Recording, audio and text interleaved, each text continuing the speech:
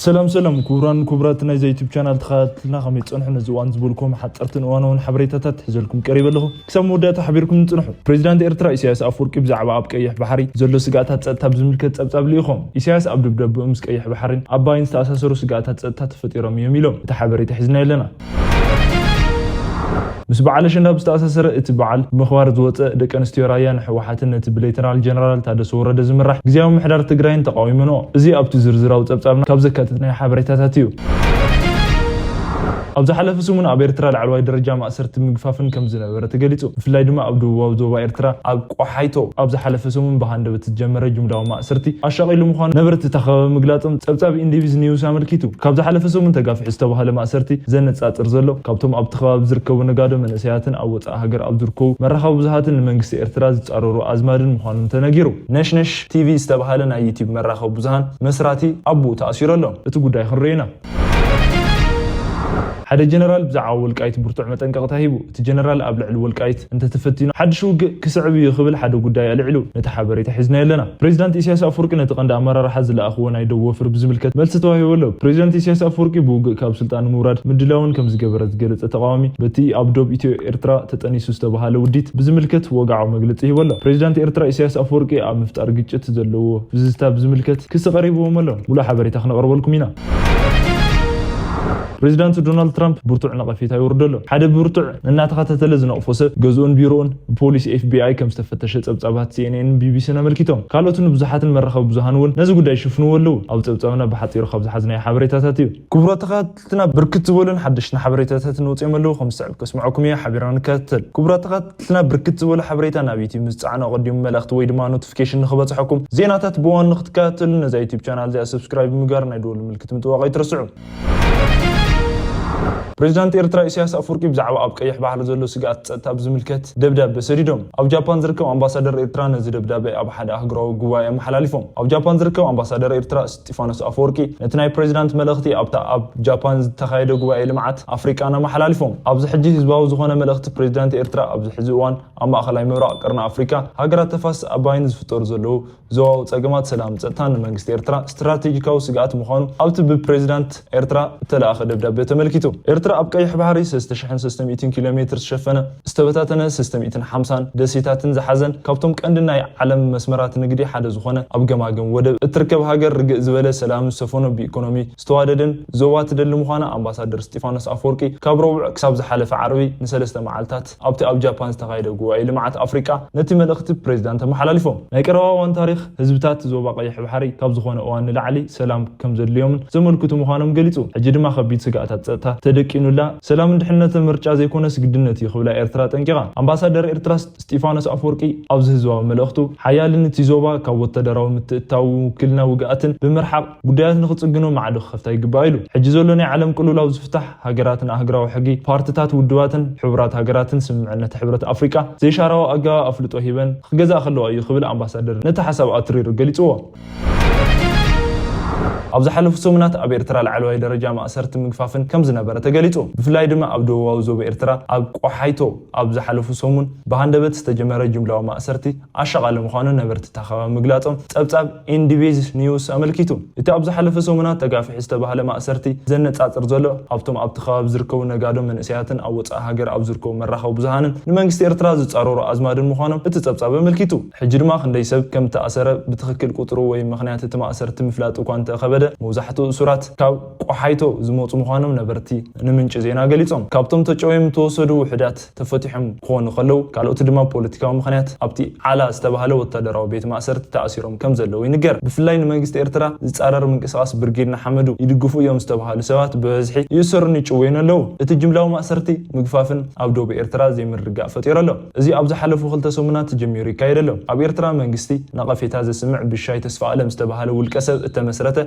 نش تي في استبهالنا يوتيوب مرخو بزهان مسراتي ابو تاثير له منجست إيرترا ابو بزي حقاو اسغاغرتي سبات ونجلو يقبل قليتو ابو جن بعد باس اشكركار مخان قليتو منجست إيرترا دمص إيرتراين دياسبوران مصقاتن معفان كدل خلو خم زبولو حسوت كستتات كم زفتر قليتو قحيتو تنتاويت تاريخاويت كتما خوينا بزح محبرسب جباراتن زنبرلا يا مس اسمران دق محرن دقعين اترخب قلف ختما يا باقطاطر اوروبيان اب 1895 سراويت ኢትዮጵያ ብራስ መንገሻ ዮሐንስ ተመሪሑ ምስ ናይ ጣልያናዊ መግዛእቲ ሓይልታት እተዋገአላ እያ ጣልያን ኤርትራን ምቁፃር በዚኣ ከተማ ቢሉ ክትሰፍሕ ፈቲና ነይራ ኣብ መጀመርያ ድማ ተዓዊታ ነይራ ድሕሪ ዓመታት ኣብ ውግእ ዓድዋ ክሳብ እትሰዓር ጣልያን ንቆሓይቶ ከም መበገሲት ተጠቂማ ኣብ ኤርትራ ክትሰፍሕ ኽኢላ ከም ዝነበረት ታሪክ ይንገር ብመዐቀነ ኤርትራ ገጠራዊት ከተማ ተባሂላ ትውሰድ ብኢኮኖሚ ዝተሃሰየትን ማእኸላይ መንግስቲ ዝተዘንጋዐትን ከተማ ምዃና ነበርቲ ይዛረቡ ይኹን እምበር መንግስቲ ኤርትራ ኣብቲ ከባቢ ላዕለዋይ ሓይሊ ሰራዊት ኣዋፊሩ ኣሎ ካብቲ ናይ ማእሰርቱ ወፍሪ ቅድሚ መዓልትታት ኣብዚ ከባቢ ናይ ትራንስፖርትን ኣገዳን ናይ ምንቅስቃስ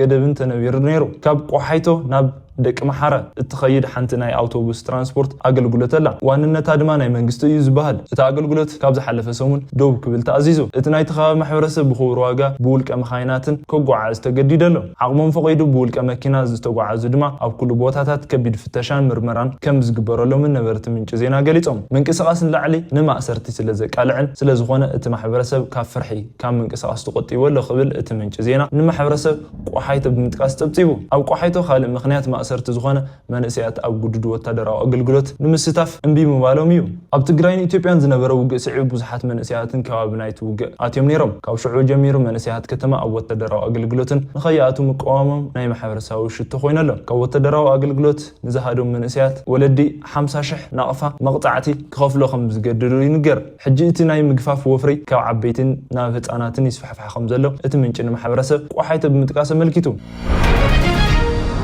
ምስ በዓል ኣሸንዳ ብዝተኣሳሰረ ኣብ ራያ ዓብዪ ናይ ደቂ ኣንስትዮ ህዝባዊ ተቃውሞ ከም ዝተሰምዐ ካብ ትግራይ ዝወፁ ዘለዉ ሓበሬታታት የመልክቱ እቲ ተቃውሞ ዝተሰምዐ ኣብ ደቡባዊ ትግራይ ኣብ ዝርከብ ዞባ ራያ እዩ ንኣሸንዳ ዝወፃ ብዙሓት ደቂ ኣንስትዮ ኣእዳወን ብምጥማር ንሕወሓትን ነቲ ብሌተናል ጀነራል ታደሰ ወረደ ዝምራሕ ግዝያዊ ምምሕዳር ትግራይን ተቃዊሞም ሕወሓት ግዝያዊ ምምሕዳር ትግራይን ነቲ ናይ ራያ ነባር ምምሕዳር ብሓደሽቲ ሽሞኛታት ንምትካእ ዝገበርዎ ፈተነታት ተቃውሞ ምስ ተላዓለ ብሓይሊ ንምልዋጥ ዝገበርዎ ፈተነ ሕጂ ኣብቲ ከባቢ ውጥረት ፈጢሩ ኣሎ ሌተናል ጀነራል ታደሰ ወረደ ንውክልና ራያ ናብ መቐለ ብምፅዋዕ ንምዕራቅ ፈቲኑ እኳ እንተነበረ ድሕሪ እውን ባዕሉና ማጮ ብምኻድ ምስ ህዝቢ ተዘራሪቡ እኳ እንተነበረ ውፅኢት የረኸበን ኣብ መወዳእታ ኣርሚ 43 ዝብል ስም ዘለዎ ውድብ ዕጡቕ ጉጅለ ሕወሓት ናብ ራያን ማይጨውን መኮንን ብምልኣኽ ነቲ ከባቢ ንምቁፃር ዝገበርዎ ፈተነ ነቲ ተቃውሞ ኣባሪዑ ናብ ሰልፍታት ተቃውሞ መሪሑ ኣብ ራያ ካብ ማእኸላይ ትግራይን ዝተለኣኹ ዕጡቓት ካብ ዝሓለፈ መዓልትታት ዝኸፈትዎ ትኽሲ እንተወሓደ 5 ሰባት ቆሲሎም እዚ ዝኾነ ካብ በዓል ኣሸንዳ ቅድሚ መዓልትታት ኮይኑ ምክንያት ናይቲ ትማሊ ኣብ በዓል ኣሸንዳ ዝተኻየደ ናይ ደቂ ኣንስትዮ ኢድ ንኢድ ምትእስሳር ተቃውሞ እቲ ካብ ዝሓለፈ ሰሙናት ኣብ ራያ ዝተኻየደ ዝነበረ ተኸታተሊ መጥቃዕቲ ዕጡቓት እዩ ኣብቲ በዓል ኣሸንዳ ጀነራል ታደሰ ወረደን ደብረፅዮን ገብረ ሚካኤልን ካልኦት ሓለፍትን ክልላትን ኣብቲ ዓብዪ ዓዲ ዝበሃል ከባቢ ተረኺቦም ነይሮም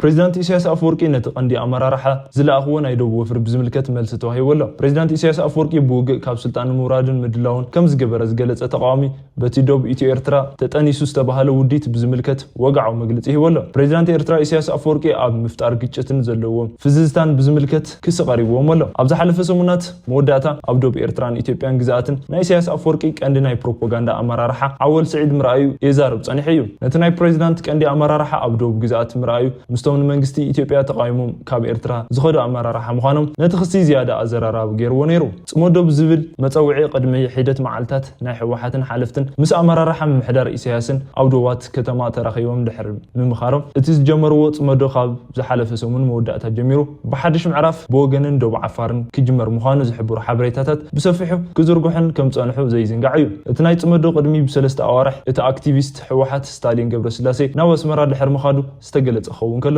ቀፂሉ ብወገን ክልል ትግራይ ደባትን ተኸፊቱ እቲ ጽመዶ ተጠናኺሩ ቅጽል ምንባሩ ዝዝከር እዩ ሕጂ ድማ እዚ ናይ ትግራይ ምዕራፍ ተዛዚሙ ዝቅጽል ምዕራፍ ናብ ዓፋር ክሰጋገር እዩ ድሕሪ ምግላጹ እዩ እቲ ናይ ኢሳያስ ቀንዲ ፕሮፓጋንዳ ኣመራርሓ ከምኡውን ኣብ ክልል ዓፋር ዝኸዱ ሸፋቱ ኤርትራ ዝኣተው ቀዳሞት ኣመራርሓ እቲ ክልል ሓጂ ኢብራሂም ዑስማንን ኣብ ደቡብ ከተማ ተራእዮም ነዚ ናይ ደቡብ ጽመዶ ዝመርሑ ዘለው ካብ ወገን ኢትዮጵያ ሕጂ ኢብራሂም ዑስማን ክኾኑ ከለው ካብ ኤርትራ ድማ ዓወል ስዒድ ምዃኖም ተፈሊጡ ኣሎ ኣብ ዝሓለፈ ሰሙን መወዳእታ ሰንበት ሓደ ኢሉ ኣብ ዳንካልያ ዝጀመረ ነዚ ናይ ዓፋር ደቡብ ጽሞዶ ብዝምልከት ወግዓዊ መግለፂ ዝሃበ ናይ ኤርትራ ዓፋር ሃገራዊ ኮንግረስ እቲ ናይ ኢሳያስ አፈወርቂ ናይ ዓፋር ካድረ ሴራ ብስም ህዝቢ ንህዝቢ ዝምድና ግጭት ናይ ምልዓል ውጥን ኢሉ ነቲ ናይ ፕሬዚዳንት ኢሳያስ አፈወርቂ ምምሕዳር ንምግምጣል ብረት ሒዙ ዝቃለስ ዘሎ ቀይሕ ባሕሪ ዓፋር ትማሊ ምሸት ኣብ ዘውፅኦ ሓድሽ ወግዓዊ መግለፂ ናይቲ መላኺ መራሒ ኢሳያስ አፈወርቂ ህዝባዊ ዲፕሎማስያዊ ልኡኽ ኣወል ስዒድ ናይ ኤርትራ ቀረባ ግዜ ናይ ምትዕርራይ ታክቲክ ብወገን ዓፋር ንምቅጻል ዝወፀ ሴራ እዩ ኢሎም መግለፂ የመልክቱ እዚ ድማ ህዝቢ ንህዝቢ ህዝቢ ዝምድና ብዝብል ስም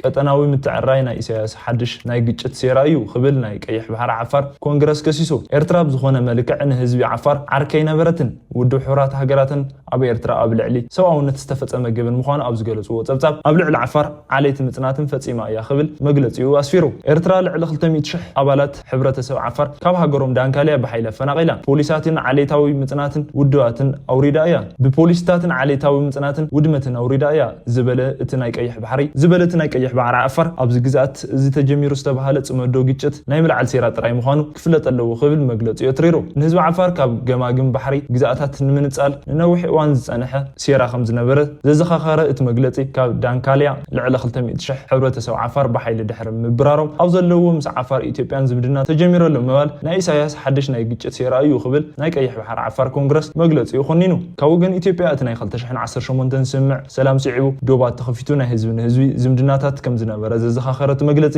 እዚ ድማ ብውሳነ ኤርትራ ከም ዝተቋረጸ ገሊጹ እቲ ናይ ዓፋር ህዝቢ ንህዝቢ ዝምድና ንህዝቢ ዓፋር ፖለቲካዊ ባህላዊ ማሕበረሰባዊ ቁጠባውን ህይወት ናይ ምፍጣር መሰሉ ካብ ልቢ ካብ ምድጋፍ ንላዕሊ ኣብ ክልል ዓፋር ኢትዮጵያ ግጭት ንምልዓል በዚ ድማ እቲ ናይ ዓፋር ካርድ ንምጥቃም ዝተገበረ ሴራ ጥራይ እዩ ክብል መግለጺ የስፊሩ ጎረቤት ኢትዮጵያ ዝኾነት ወደብ ኣልቦ ሃገር ደቡብ ሱዳን ግዛት ኢትዮጵያ ብምሕላፍ ወደብ ጅቡቲ ንምጥቃም ምስ ጅቡቲ ስምዕ ፈሪማ ደቡብ ሱዳን ካብ ሱዳን ተፈልያ ነፃነት ኣብ ትእውጀሉ ገና ልዕሊ 10 ዓመታት ዘይገበረት ብሃፍቲ ነዳዲ ዝሃፍተመት እኳ እንተኾነት ወደብ ኣልቦ ሃገር እያ ኢትዮጵያ ሱዳን ኬንያ ኡጋንዳን ማእኸላይ ኣፍሪካን ሪፐብሊካን ዲሞክራቲክ ሪፐብሊክ ኮንጎ ጉረባብታ እየን ካብዘን ጉረባብታን ኢትዮጵያን ኡጋንዳን ማእኸላይ ኣፍሪካ ሪፐብሊካን ወደብ ኣልቦ ሃገር እየን ምስ ቀይሕ ባሕሪ ተዋድባ ጅቡትን ደቡብ ሱዳን ቀጥታዊ ዶቦ ምትእሳር የብለን ኣብ መንጎን ኢትዮጵያ ኣላ ስለዚ ደቡብ ሱዳን ወደባት ጅቡቲ ንምጥቃም ግድን ግዛት ኢትዮጵያ ክትሓልፍ ይግባእ ደቡብ ሱዳን ብዙሓት ጎረባብቲ እኳ እንተሃለዋ ገሊአን ወደብ የብለን ገሊአን ድማ ወደባተን ካብቲ ሃገር ኣዝዩ ብዘይምቹ ርሕቐት ዝርከባ እየን ሓንቲ ጎረባብቲ ዲሞክራቲክ ሪፐብሊክ ኮንጎ ዘለዋ ወደብ ኣብ መንጎ ኣትላንቲካን ውቅያኖስን ዝርከብ ኮይኑ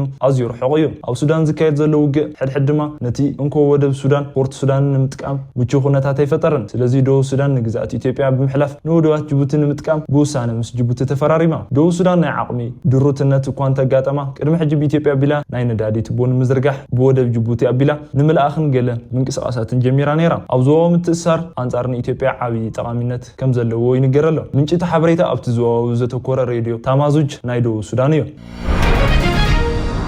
እቲ ጀነራል ኣብ ልዕሊ ወልቃይት እንተተፈቲኑ ሓድሽ ውግእ ከስዕብ እዩ ክብል ሓደ ጉዳይ ልዕሉ ነቲ ብርቱዕ መጠንቀቕታ ሂቡ ፕሬዚዳንት ግዜያዊ ምምሕዳር ክልል ትግራይ ሌተናል ጀነራል ታደሰ ወረደ ካብ ትግራይ ተመዛበሉ ሰባት ናብ ወልቃይት ካብ ሕጊ መንግስታዊ ኣገባብ ወፃኢ ንምምላስ ዝግበር ዝኾነ ፈተና ሓድሽ ግጭት ከስዕብ ክብል ኣጠንቂቑ እቲ ጀነራል ነዚ መጠንቀቕታ ዝሃበ ትማሊ ኣብ መቐለ ኣብ ዝተኻየደ በዓል ኣሸንዳ ኣብ ዘመሓላለፎ መልእኽቲ እዩ ከምቲ ጀነራል እንተኮይኑ ገለ ኣሕዋትና ካብ ድሕሪት ግዜያዊ ምምሕዳር ኮይኖም ተመዛበልቲ ናብ ወልቃይት ናይ ምምላስ መስርሕ ይደፍኡ ኣለዉ እዚ ተግባር ዝን ጥቕሚ ህዝቢ ትግራይ ዝጻረዩ ክብል ሓድሽ ግጭት ክባራዕ ከም ዝኽእል ድማ ጠንቂቑ እቲ ጀነራል ብስም እኳ እንተዘይጠቐሶም ካብ ድሕሪት ምምሕዳር ኮይኖም ይንቀሳቐሱ ኣለዉ ዝበሎም ኣካላት እቲ ክሲ ሓድሽ ክትዕ ፈጢሩ ኣሎ ብወገን ኣምሓራ ወልቃይት ፀገዴ ተባሂሉ ዝፍለጥ ብወገን ትግራይ ድማ ምዕራብ ትግራይ ተባሂሉ ዝፅዋዕ ኣከራኻሪ ግዛት ካብቲ ውግእ ጀመረሉ እዋን ጀሚሩ ደማዊ ውግእ ዝተኻየደሉ ኮይኑ ከቢድ ምግሃስን ሰብኣዊ መሰላትን ከም ተፈጸመ ይንገር ቅድሚ ገለ ሰሙናት እቲ ቀዳማይ ፕሬዚዳንት ግዜያዊ ምምሕዳር ክልል ኣቶ ጌታቸው ረዳ ምስ ካልኦት ላዕለዎት ሓለፍቲ ኮይኖም ምስ ፌደራላዊ መንግስቲ ኢትዮጵያ ተመዛበልቲ ናብ ወልቃይት ናይ ምምላስ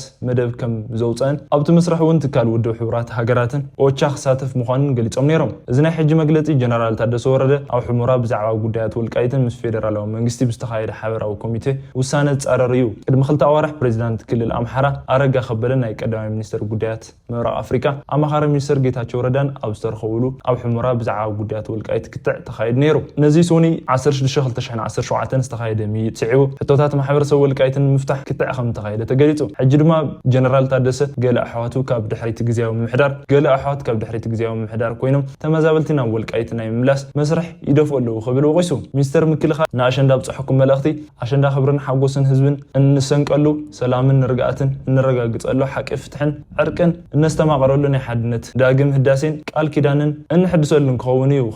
ከምኡ ኸውን ድማ ሰናይ ትምኒተ ይገልጽ ወሲኹ እውን ኣብ ዝመጽእ ሓድሽ ዓመት ኣብ መዕቆቢ ጣብያታት ዝርከቡ ተመዛበልቲ ኣሕዋትን ኣሓትን ኣቦታትን ኣዴታትን ናብ መነባብሮኦም ከይምለሱ ዕንቅፋት ዝኾኑ ዘለዉ ኣወጊድና ምስ መላእ ህዝብና ኮይና ብምስራሕ ዓወት ረኺብና ንህዝብና ናብ ቦትኡ ንኽንምልስ ምዃንና ሙሉእ እምነት ኣለና ንኽብሎም መልኪቶም ፕሬዚዳንት ዶናልድ ትራምፕ ከም ጸብጻባት CNN BBC እንተኮይኑ ትራምፕ ናይ ቤት ፍርዲ ናይ ፍተሻ ወረቐት ብምውጻእ ነቲ ናይ ቀደም ናይ ሃገራዊ ድሕነት ኣማኻሪኡ ዝነበረ ጆን ቦልተን ገዙ ከም ዝፍተሽ ገይሩ። ጆን ቦልተን ኣብ ቀዳማይ ዘመን ስልጣን ፕሬዚዳንት ትራምፕ ናይ ሃገራዊ ድሕነት ኣማኻሪ ነይሩ። ይኹን እምበር ኣብ መንጎ ብዝተፈጠረ ዘይስምዕ ትራምፕ ሽዑ ከም ዘባረሮ እቲ ጸብጻብ CNN ኣመልኪቱ። ድሕሪ ቦልተን ኣብ ዝተፈላለዩ መራኸቢ ብዙሃን ንትራምፕ ብብርቱዕ ምንቃፍ ጥራይ ዘይኮነስ ብኣቆጻጽራ ኣውሮፓውያን ኣብ 2020 ዘሕተሙ መጽሓፍ ንትራምፕ ብዙሕ መዳያት ብብርቱዕ ዝኾነን ምንባሩ ይፍለጥ። ሕጂ ድማ እንደገና ንፕሬዚዳንትነት ዝወዳደር ዘሎ ፕሬዚዳንት ዶናልድ ትራምፕ ነቲ ብቐረባ እናተኸታተለ ዝነቐፎ ዘሎ ጆን ቦልተን ናይ FBI ምርመራ ክጅመር ከም ዝኣዘዘ ፈሊጡ። ሶኒ ድማ መንበር ገዝኡ ጆን ቦልተን ቢሮኡን ብፖሊስ FBI ብወረቐት ቤት ፍርድን ፍተሻ ከም ዘፈተሸ ተፈሊጡ። እቲ ናይ ገዛ ጆን ቦልተን ቢሮኡን ፍተሻ ፖሊስ ብFBI ዝተኻየደ ምስ ዝተኣሳሰረ ምንባሩ እቲ ጸብጻብ CNN ኣመልኪቱ። ብዛዕባ ፍተሻ ገዝኡ ጆን ቦልተንን ቢሮኡን ዝሰምዑ ሰባት ትራምፕ ንጹር ይኸውን ኣሎ ክብሉ ይዛረቡ ኣለዉ። ፕሬዚዳንት ዶናልድ ትራምፕ ገመን ንምክልኻል ብዝብል ናይቲ ሃገር ርእሰ ከተማ ዋሽንግተን ናይ ጸጥታ ኣቃዋማ ካብ ምሕዳር ከተማ ተቋፂሩ ናብ ፌደራል መንግስቲ ብምሕላፍ ከምኡውን ሃገራዊ ሓለውቲ ብምውፋር ዝኣመሰሉ ተግባራት ከቢድ ነቐፌታ የጋጥሞ ኣሎ። ክቡራት ተኸታተልቲ ናይ ሎማዓንቲ ዜናታት እዚኦም ይመስሉ ነይሮም። ብኻሊእ ዛዕባታት ክሳብ ንራኸብ ሰላም።